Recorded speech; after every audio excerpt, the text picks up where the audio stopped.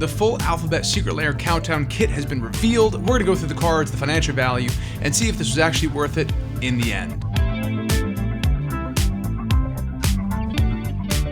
Hey everybody, I'm the Nerdy Attorney. Thanks for stopping by. Make sure you like, subscribe, hit that bell button, comment below, do everything you can to let the algorithm know that you like these kinds of videos and you want to see more. Just before we get started, as I was editing this video, something didn't quite sit right with me. I was very excited for the Secret Lair, I'm glad I got it, but I saw a story that said it sold out in 3 minutes. Also playing at the back of my mind was the absolute logistical nightmare of this one, where if you're used to taking about an hour to get a Secret Lair, right, you queue up for me, it's noon Eastern Standard Time, you get it in the cart immediately, and then you wait anywhere from 30 minutes to an hour in order to purchase it, and then this time around, actually, you wait for a 15-minute delay for it to begin, and then that 15 minutes balloons into another 30 minutes for a total of 45 minutes late for launch, and then the one on my phone that I was actually waiting on tells me it's over an hour.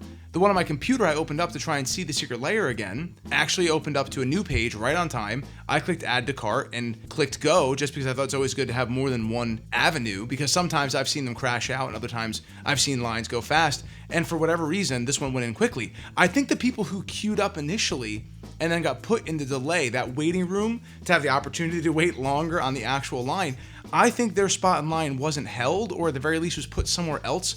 I don't know computers enough to know exactly how this would have worked, but it seems like their place in line didn't match up with when it actually opened on my fresh browser on my computer as opposed to my phone, because between the time where I was having lunch with my phone out to try and order this thing, I got home in time to start editing another video, and I thought, well, I'll pop up Secret Lair here. The one on my computer, which was a completely new window that did not wait the 45 minutes, opened up right at 12:45 Eastern Standard. I put one of them in my cart and I got in line and it said 2 minutes. The one on my phone said over an hour. And guess what? The one that said 2 minutes actually went through.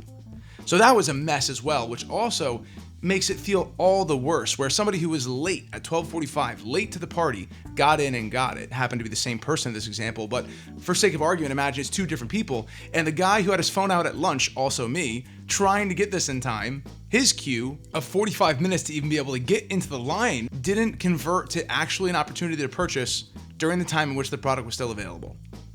So this is a different kind of video for me. I normally wouldn't talk about this kind of thing at the beginning, but I feel it needs to be addressed, and I haven't seen it talked about quite in this way yet.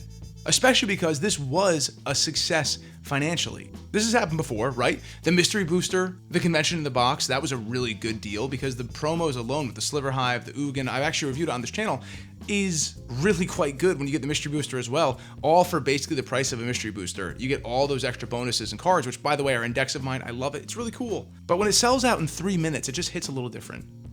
But I realize as I'm running through this and going, it's wonderful that this is a good financial value, especially if you split it 50-50 with somebody for that $300 price point, or if you just want to have two of them at $150 and you're okay having duplicates of cards you like to play instead of having to proxy them, it's still a good financial value. As you'll see, we add all of this up, even in the cheapest printings, which by the way, these will not be the cheapest printings, but even in the cheapest printings, not counting for the mystery rare slot within the Secret Lair, it's a great financial value. But we didn't know what was in this until release, or basically release. We didn't know there was going to be a Field of the Dead. We didn't know how good the value was going to be of this and how good the art was going to look.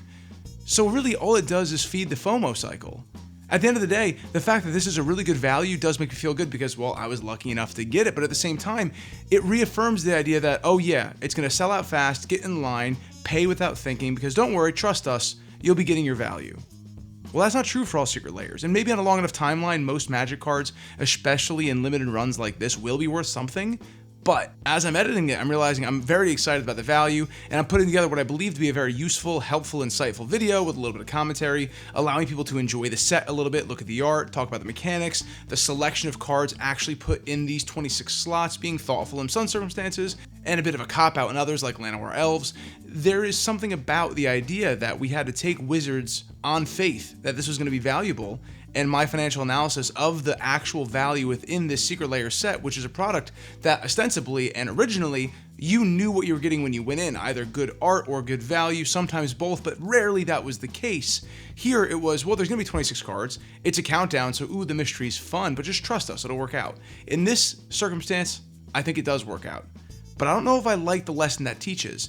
And it makes my video, as I'm editing it here, I'm on U in the alphabet, nearly done with the video, and all I can think is, well, yeah, It's good to know now, after it's no longer available, after it sold out 3 minutes from being live. You can see why the professor gets worn down about some of the marketing tactics that are used here, because money's not easy to come by, especially now, especially money you can spend on a luxury fun item like Magic the Gathering. And something about that, and the fact that this time it worked, makes me worry about the next time it won't. And the fact that this is a pattern, right? This can't be taken in isolation. I touch on this at the beginning of the video anyway, naturally, but that this is not just one more secret layer. This is one more very expensive secret layer after a string of secret layers that are coming through rapid fire that all have a reason to buy them. Finally, we get God of War and Kratos in the PlayStation secret layer. And before that, we just have hit after hit, lots of things coming your way. This is another decision in a long line of decisions that is making you ask the question, how much can I really spend on Magic? I don't want to feed into that sort of FOMO cycle. I think you should have time to decide what you want to buy. I'm okay with a limited release for Secret Lair. I think having it be a collectible product is a good thing, but I do think that you could probably hybridize a print-to-demand schedule for maybe an 8-hour window in the day, long enough for most people who either got on work, have a lunch break, or are coming home from work in a night shift paradigm. Unless you're a doctor working a 24-hour cycle, maybe you won't be able to find a period of time when you can go through and actually purchase this set. But give everyone a time who's following Magic, who's a fan of Magic, who's a fan of Secret Layers, who's interested in the releases, who got the cryptic emails, who paid attention. Give them the benefit of the doubt in being able to actually purchase it in a short window of time so they could be in on the collection. Not everyone's paying attention like they are. And if they paid attention, they queued up and they had a credit card or some money in a debit card in a bank somewhere ready to spend $200 for your product. And even when you've aligned all of these things, getting the interest, having the incentivization for a conversion from interest to purchase, and then you fumble it, we're going, oh yeah, you can't purchase this one actually. It just leaves a bit of a bad taste in my mouth. Because when it was just me buying for fun and I got one, it was great, I won. But now, in making a video showcasing these beautiful cards, I think all it can do is just inspire more FOMO in people. And the fact that they didn't get it this time. And look how cool that Field of the Dead is, which for me is a huge win. Look how amazing Urza Saga looks. Oh yeah, his point is right about how cool the foiling looks on it. I think I'd really want that card. It's a shame I missed it. Now I'll go on eBay. Now I'll go on TCG. I'll pre-order it for $99, just that one card. I don't get the full 26. I don't get the experience. I followed. I subscribed to emails, Wizards of the Coast, and I don't get one. I might not even keep this in, but there's something about that feeling in the back of my mind that I'm building useful information for people who either already have it or don't. So the ones who have it, it just affirms the idea that, yeah, I got lucky, it was a good thing to purchase, I'll keep trying to purchase the next. But the ones who don't, what does that mean? Does that mean that there's even more FOMO in the future? And how does FOMO manifest when you can't purchase the one thing you're looking for? Do you pay the scalper price on eBay? $350? $250? Whatever it is right now? Yeah, it's just cardboard, right? It should be fun. It should be enjoyable. That's always my mentality with this kind of thing. I want to enjoy this. I don't want to get brought down by the logistical challenges put before Wizards consumers, Wizards supporters. But when it comes down to it, I really do like this Secret Lair. I was excited to talk about the cards, and I don't want this sort of doubt to cheapen it in the fact that it does feel this useful information only helps those who already know, oh yeah, this was a good buy. So either way, I still want to share the video. I like it. I put a lot of work into it and I wanted to get it out sooner, but there was this sort of thing in the back of my mind going, who is this video for, really? Well, if we can suspend disbelief a little bit, enjoy Magic as a thing for escape and for fun, I think this video hits squarely in that target. I enjoy these cards, I enjoy the art, and I had fun discussing it, and I'm genuinely curious to hear what you think below. So let's dive into the video, let's enjoy it, and maybe we can solve the problems of Secret Lair's business model some other day. Now, let's go through all 26 cards in this Secret Lair that did launch today with a absolutely terrible launch. And this deck is $200 for 26 cards, but they did have a buy two, basically get one 50% off, whereas $300 for both of these kits. So it's interesting to me when you look at it at that price point, whether or not this might actually be worth it financially. Well, we're gonna go through and find out. Now, if you like the channel and you want to support, please, any of these singles look good to you, take a look at Manapool with my affiliate link below, where you might be able to find prices either above or below TCG, depending if you're lucky, but it's worth taking a look. All right, let's dive in. First, we have Altar of the Brood for A. It's a 1-cost artifact. Whenever another permanent you control enters, each opponent mills a card. I love the art. This Cobra, this old school 1980s art style, almost like Skeletor over at the top there, just absolutely beautiful. Very much like this one. I think this is a win. Next, we have Brain Freeze. This is 1 in a blue for an instant. We know what this does. Target player mills 3 cards, and it has Storm, which is really, really quite good. I think this art is kind of cool. I like the, what is this, like 1920s, 1930s advertisement style. It looks cool. It's kind of eerie with it being like a brain popsicle, but look, I get it. It's flavorful, kind of cool. So this one's not very a heavy hitter in terms of finances, but does win with a bit of flavor and style. C, Crop Rotation. This was rumored to be City of Brass, but it wasn't. Crop Rotation is still a very good, very strong card. It appears to be made in that Play-Doh style of the most recent Secret Lair that was done for charity. Maybe this was a leftover piece of art, or they just wanted to use Marcus as the artist again. Either way, Crop Rotation, very powerful card. Good pricing here as well. Adds an additional cost to cast a spell, sacrifice a land, search your library for a land card, put that card into the battlefield, then shuffle. I think this is great for any deck that has, say, a Gaia's Cradle, has a 3-tree city, Cabal Coffers, any deck that's going to go really well for what you're trying to play that's going to amplify your mana base for the cost of 1, whether it be based off your creatures or your affinity for a certain color, or even maybe your token generation, as you'll see in a few cards from now. This is a powerful card. It's a good reprint. I like the style. I think this is a total win here. I want to note financially here as well, there is no guarantee what foils you're going to get. Apparently it's a random foil slot, which, man, I hate that.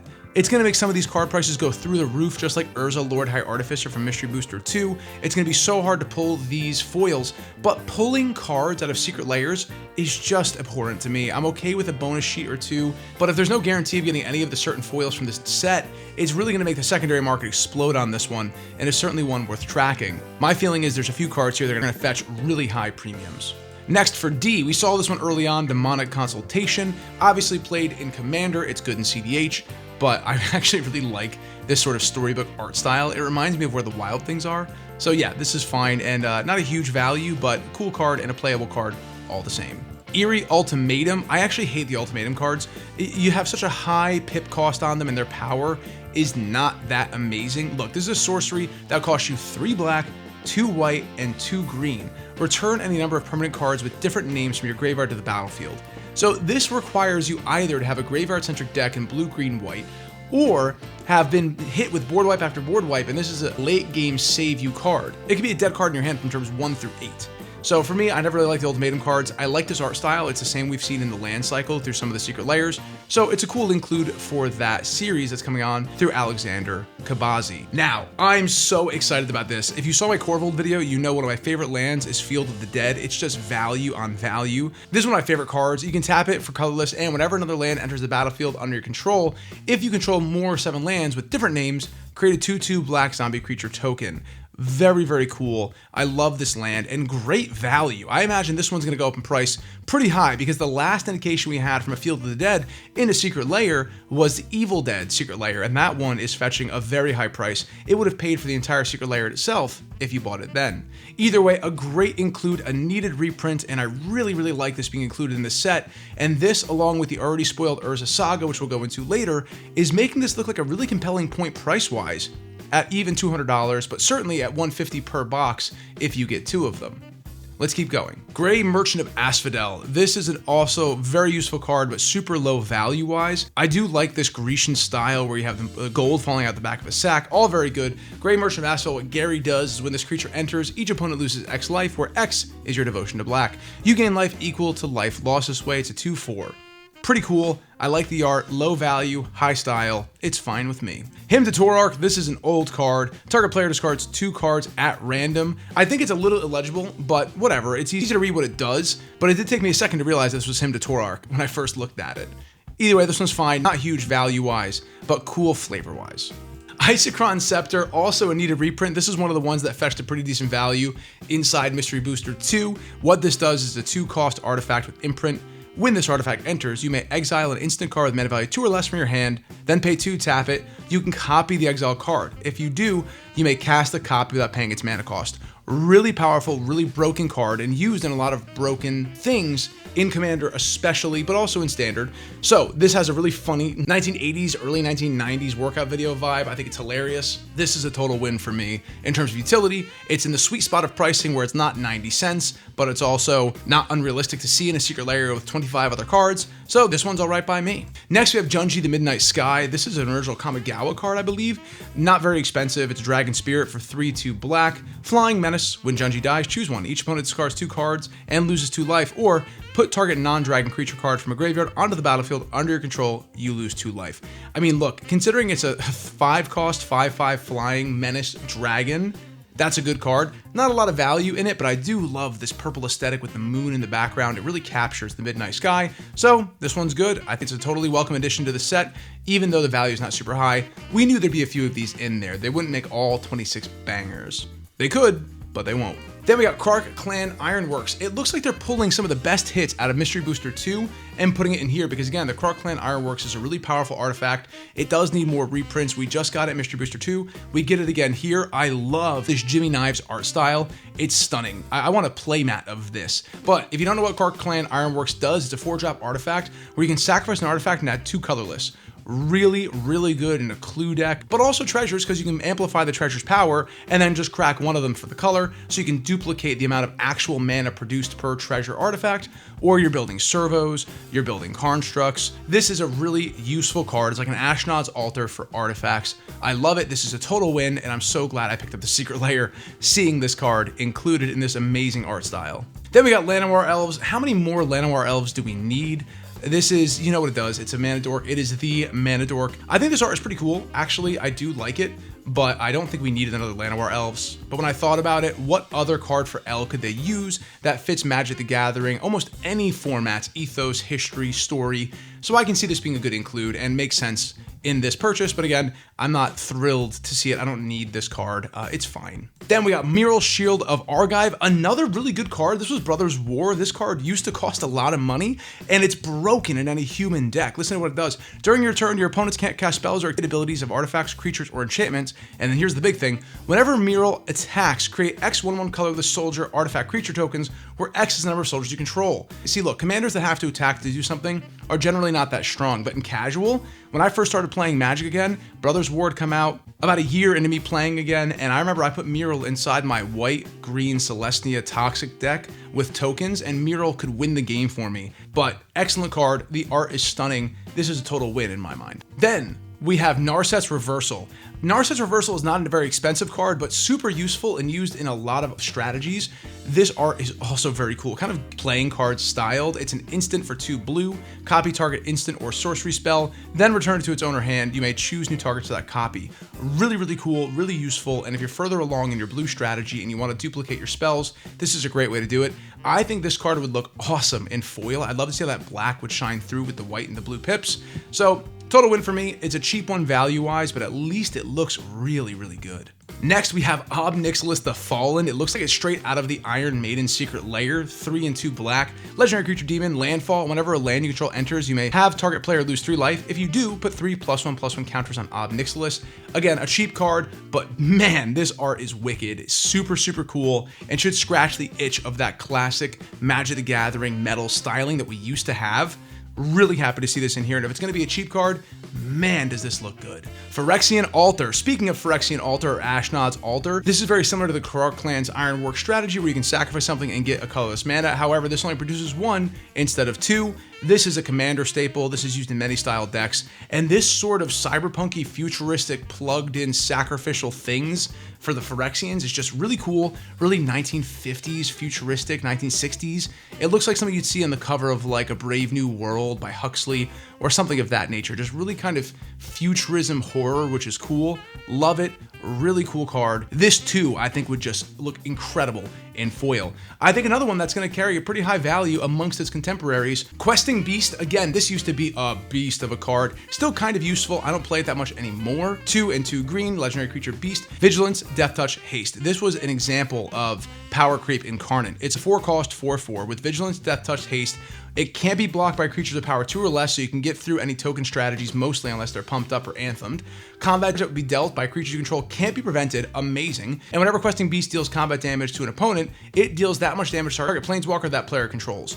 What a cool card, very versatile. The art is absolutely astounding. The sort of like blank look of the one that ate the classic Swords and Sorcery Knight with the sword sticking out was just hilarious. The one getting licked and the soldier looking bored.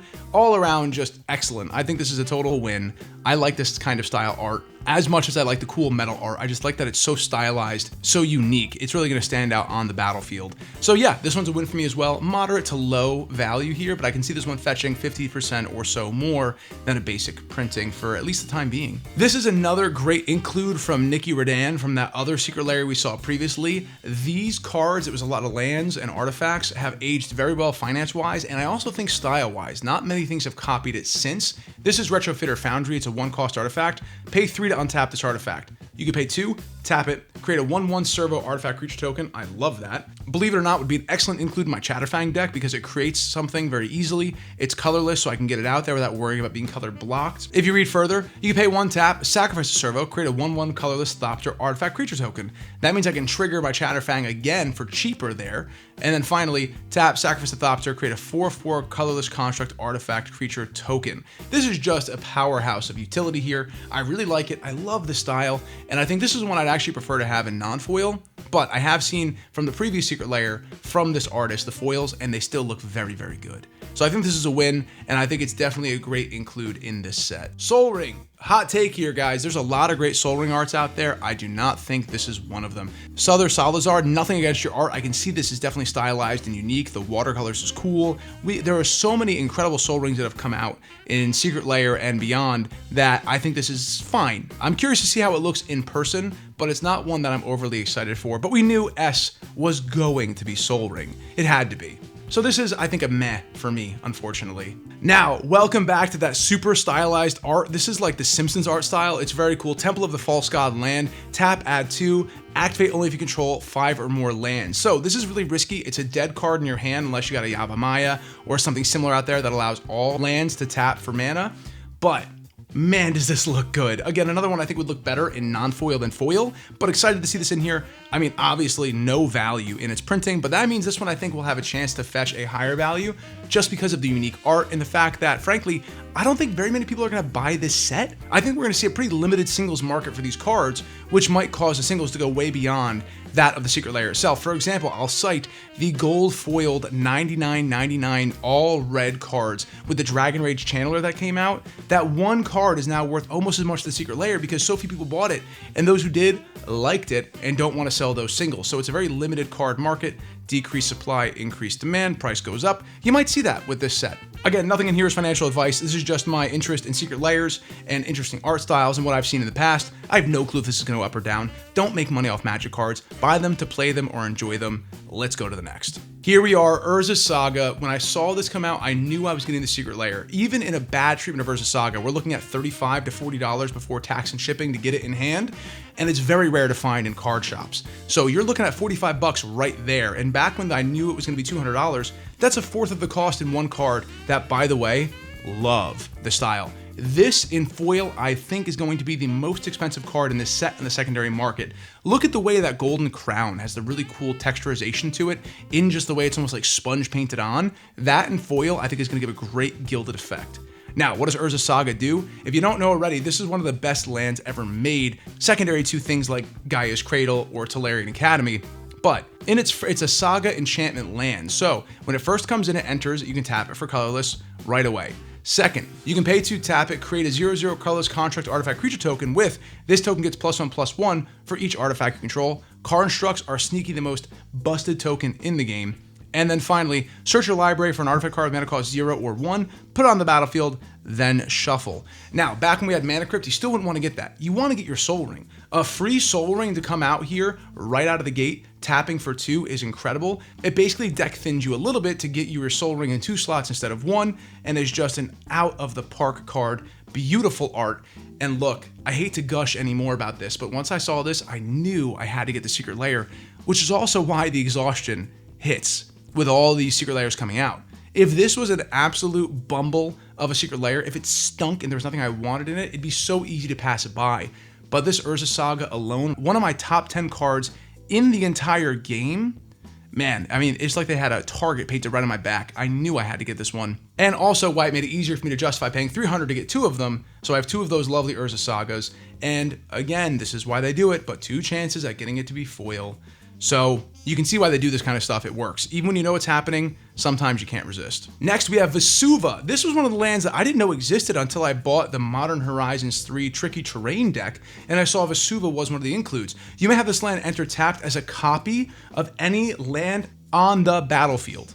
That's insane. So maybe you don't play a Guy's Cradle. Maybe you don't play Tolarian Academy. It's banned, but some playgroups don't care about banning. This Vesuva levels the playing field for you and other powerful things. What if there's a City of Brass out there? What if there's a Field of the Dead? What if there's a Cavern of Souls? What if there's an Ancient Tomb? Boom, you get one of yours just one turn behind.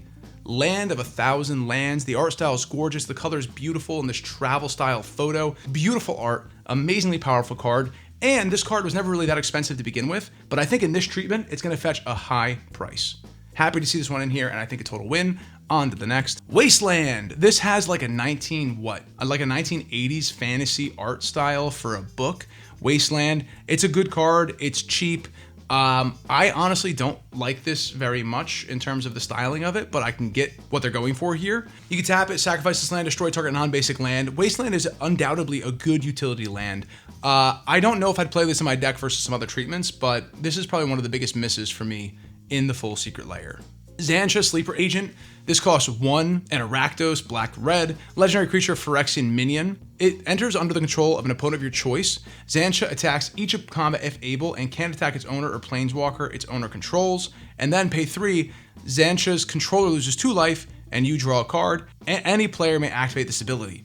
So this is kind of a fun politicking tool. I honestly never even thought about playing this card before seeing it in the Secret Lair. The art style is kind of cool, this sort of noir style, kind of crime thriller look. I think it's fine. I could take or leave this one. I think this is probably going to stay in my binder for a long time. I might play it in my Deadpool deck just because it sort of fits on that theme of taking people's stuff, giving them crap they don't want. So this might go into my Deadpool deck, if anything. Yarok the Desecrated. This is 2 black, green, and a blue legendary creature, elemental horror, death touch, lifelink. If a permanent entering causes a triggered ability of a permanent you control to trigger, that ability triggers an additional time. So that's good. It's an expensive card with a very specific color casting combination, but I can see it being very useful in landfall decks. Maybe it's going to be an Omnath landfall deck or something of that nature where you have lots of mana fixing duels and ways to cast these 3 multicolored pips.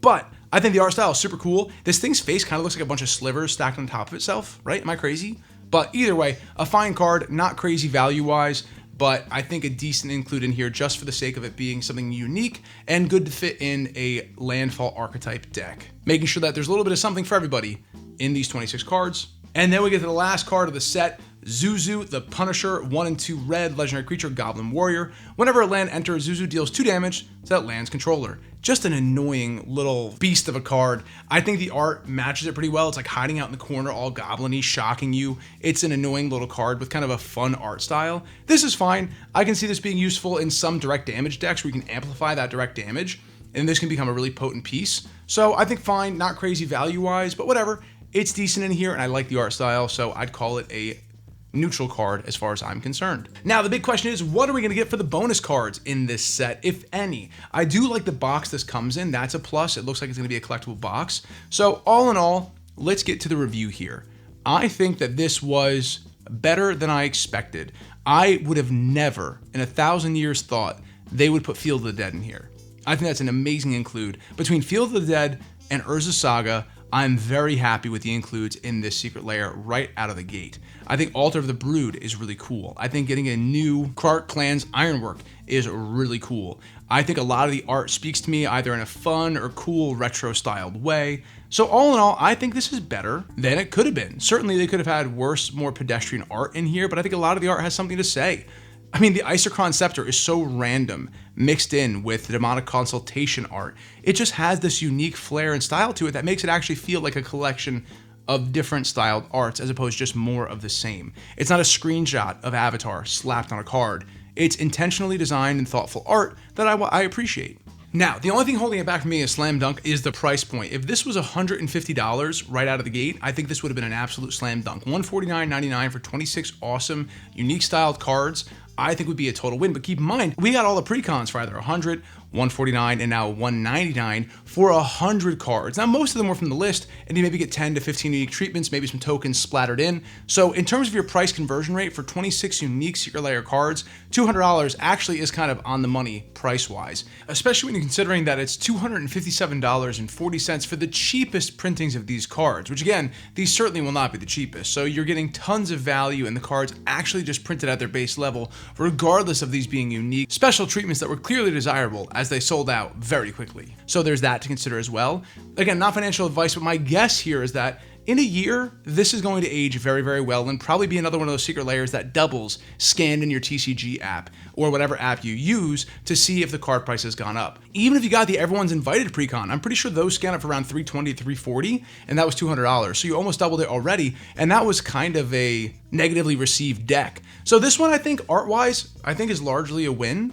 Overall, the rollout was horrible. Having to wait in a lobby to have the opportunity to wait in the queue was just obscene. I've never seen anything like that before. Something really bad must have happened behind the scenes, but I do appreciate the fact that when they offered you 2, they didn't charge you the full boat for 2, they gave you a discount, and if you and a friend want to get it, then suddenly you get it for half. That's what I did. Me and my buddy are gonna split it. So it's gonna be $150 for each of us, plus tax and shipping, which ended up being, I think, like $340, $330, somewhere in there. So we're each gonna pay approximately $165. That feels like a really, really good price point for this product. Not to mention, the box itself, if it's built nicely, might be useful. It looks tall enough, it might be big enough to fit a commander deck, and I hope it is, but we'll have to see. Either way, that's just a quick review of what we got here in this set. Thanks for watching. If you enjoyed this, drop a comment below. Let me know, what's your favorite art in this? What do you think was the best card? And what was the worst card? And if you want to see more from my channel, I have a really cool collection buyout right here that's really fun to watch if you haven't seen it already. Amazing tour through Magic the Gathering's history, multiple commander decks, lots of really fun stuff there, or just a basic box opening here. Either way, thanks so much for watching. I'm the Nerdy Attorney. Be excellent to each other. Don't forget to play paper Magic with your friends. And until next time, court is adjourned.